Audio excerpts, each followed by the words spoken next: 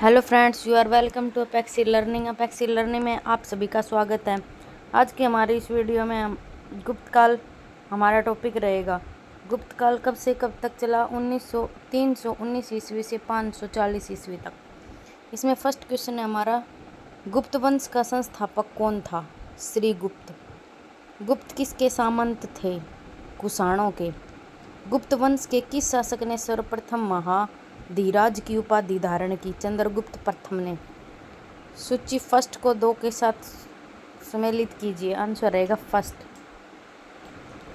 इसमें ए का first, B का सेकंड, सी का थर्ड, डी का फोर्थ। गुप्त शासन के दौरान निम्नलिखित में से ऐसा व्यक्ति कौन था जो एक महान खगोल विज्ञानी और गणितज्ञ था? आर्यभट्ट। गुप्त शासकों की सरकारी दरबारी भाषा थी संस्कृत। इतिहासकार V.A. स्मिथ ने किसकी विजयों से प्रभावित होकर उसे भारत का नेपोलियन कहकर पुकारा है? समुद्रगुप्त को।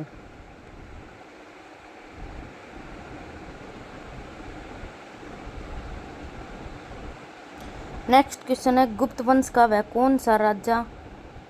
वह राजा कौन था जिसने हुणों को भारत पर आक्रमण करने से रोका? स्कंदगुप्त। गुप्त राजवंश के लिए किस लिए प्रसिद्ध था? कला एवं स्थापत्य।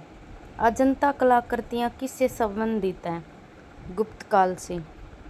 कुछ विद्वानों के अनुसार कवि कालिदास किसके राजकवि थे? चंद्रगुप्त द्वितीय, विक्रमादित्य। अजंता चित्रकारी का विषय वस्तु निम्नलिखित में से किससे संबंधित है? बौद्ध धर्म। उत्तर गुप्त युग में जो विश्वविद्यालय प्रसिद्ध हुआ वह था नालंदा। एरन अभिलेख का संबंध किस शासक से है? भानुगुप्त।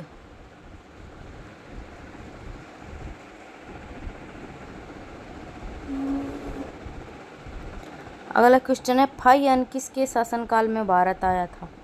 चंद्रगुप्त द्वितीय। भारतीय संस्कृति का स्वर्ण युग था गुप्तकाल। फाहियान कहाँ का निवासी था? चीन। सेतुबंध का रचनाकार प्रवरसेन द्वितीय किस वंश का शासक था? वाकाटक। किस गुप्तकालीन शासक को कविराज कहा गया? समुद्रगुप्त। स्कंदगुप्त को किस स्तंभ लेख में सकरोपम कहा गया? कहोम स्तंभ लेख। श्रीलंका के राजा मेघवर्मन ने किस स्थान पर भगवान बुद्ध का मंदिर बनवाने के लिए समुद्रगुप्त से अनुमति मांगी थी? बोध गया।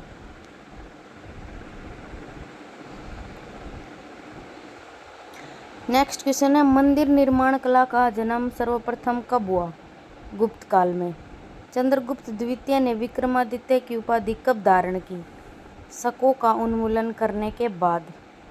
गुप्त काल के सर्वाधिक लोकप्रिय देवता कौन थे? विष्णु। चंद्रगुप्त द्वितीय ने अपनी किस विजय की खुशी में चांदी के विशेष सिक्के जारी किए? शकों को पराजित करने के बाद। महरौली, दिल्ली स्थित लौह स्तंभ का निर्माण किस सदी में हुआ? चतुर्थ सदी में।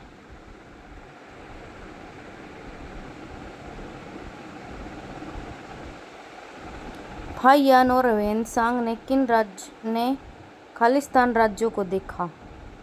चंद्रगुप्त, विक्रमादित्य एवं हर्षवर्धन क्रमशः। धनवंतरी थे। चंद्रगुप्त विक्रमादित्य के राज दरबार के नवरत्न में से एक, जो कि प्रसिद्ध चिकित्सक थे। गुप्तकालीन शासन प्रणाली किस प्रकार की थी? राजतंत्रात्मक।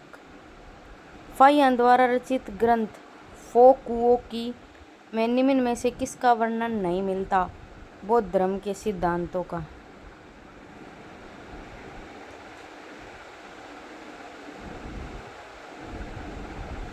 गुप्त स्थापत्य कला का सर्वोत्कृष्ट मंदिर निम्न में से कौन है? देवगढ़ का दशावतार मंदिर। अजंता की गुफाओं में किन गुफाओं का निर्माण गुप्त काल में हुआ? 16, 17 एवं 19। अमरकोश के लेखक अमर सिंह किस शासक के दरबार से जुड़े थे? चंद्रगुप्त द्वितीय।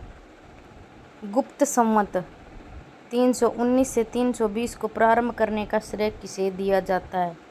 चंद्रगुप्त प्रथम को। चंद्रगुप्त प्रथम ने गुप्त संवत का प्रारंभ किस उपलक्ष्य में किया? अपने राज्यारोहण के स्मारक के रूप में।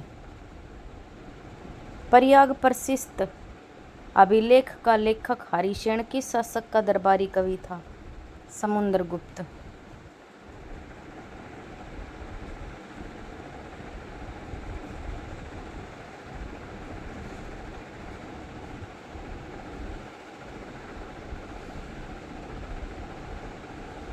गुप्त काल का प्राचीन भारत का क्लासिकल युग क्यों कहा जाता है? कला व साहित्य के क्षेत्र में अपने चरमोत्कर्ष पर पहुंचने के कारण। सारनाथ के धमेक स्तूप का निर्माण किस काल में हुआ? गुप्त। गुप्त काल की सोने की मुद्रा को क्या कहा जाता था? दिनार। कुमार संभव महाकाव्य किस कवि ने लिखा? कालिदास। नालंदा विश्वविद्यालय की स्थापना का युग है? गुप्त। गुप्त युग में भू राजस्व की दर थी उपज का छठा भाग।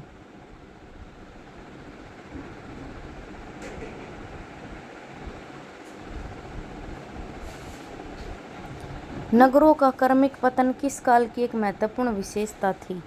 गुप्त काल। किस वंश के शासकों ने मंदिरों व ब्राह्मणों का सबसे अधिक ग्राम अनुदान में दिया था? गुप्त वंश।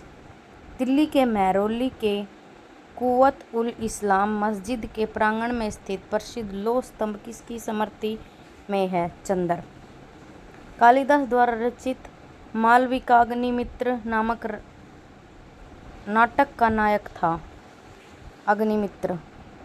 समुद्रगुप्त की सैनिक उपलब्धियों का वर्णन उसके किस अभिलेख में उपलब्ध है? प्रयाग के। निम्न में से किस काल में स्त्रियों की पुरुषों के बराबरी थी? गुप्त काल में।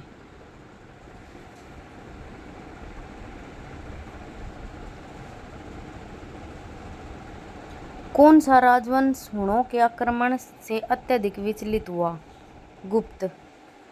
निम्नलिखित में से कौन सा नाटक कालिदास ने नहीं लिखा था? जानकी हरण। अजंता गुफाओं के सरीखी जैसी गुफाएं मध्य प्रदेश में कहाँ हैं? बाग या धार। गुप्त वंश ने खालिस्तान अवधि में शासन किया 319 से 500 ईस्वी। बाल विवाह की प्रथा आरंभ हुई मौर्य काल में। सोने के सर्वाधिक सिक्के किस काल में जारी किए गए? गुप्त काल में।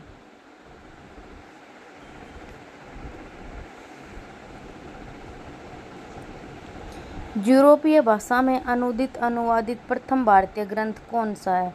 अभिज्ञान शाकुंतलम।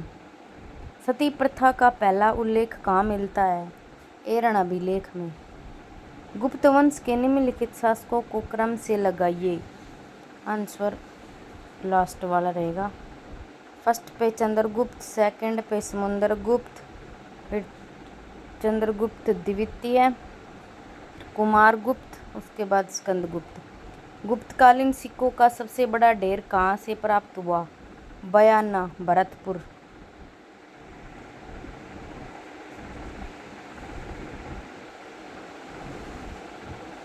किस गुप्त शासक को नालंदा विश्वविद्यालय का संस्थापक माना जाता है? कुमारगुप्त प्रथम को। प्राचीन भारत में सामंती व्यवस्था का अभ्युदय सैनिक अभियानों से देखा जा सकता है। गुप्त काल में सामंती व्यवस्था का पर्याप्त विस्तार हुआ है। आंसर रहेगा बी।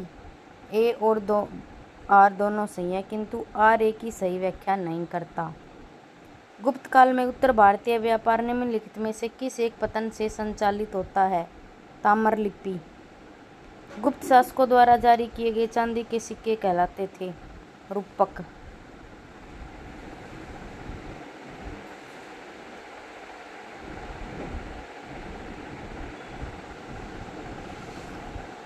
सूची 1 को 2 के साथ सम्मिलित करना है। Answer C. ए का सेकंड विशाख दत्त नाटक, बी का थर्ड वराहमिहिर खगोल विज्ञान, सी का फर्स्ट चरक चिकित्सा और डी का ब्रह्मगुप्त नाटक।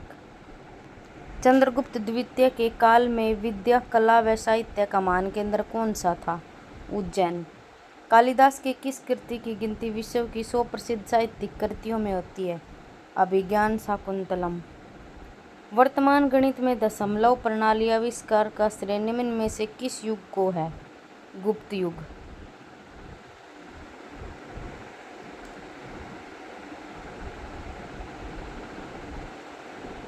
निम्न में से कौन सा गुप्त वंश के पतन का कारण नहीं था? सत्ता के नियंत्रण के लिए आंतरिक कलह। निम्नलिखित में से किस गुप्त शासक ने अपने सिक्कों पर अपने को वीणा बजाते हुए आकृति में अंकित करवाया है? समुद्रगुप्त। वह प्रथम भारतीय विद्वान कौन था जिसने गणित को एक पृथक विषय के रूप में स्थापित किया? आर्यभट्ट। गुप्तकालीन पुस्तक नवनीतकम का संबंध है चिकित्सा से। तांबा का सिक्का जारी करने वाला पहला गुप्त शासक कौन था? रामगुप्त। थैंक यू फ्रेंड्स, मिलते हैं अपनी नेक्स्ट वीडियो में। अगर वीडियो अच्छी लगी हो तो लाइक करें, चैनल को सब्सक्राइब करें, ज़्यादा से ज़्यादा शेयर करें।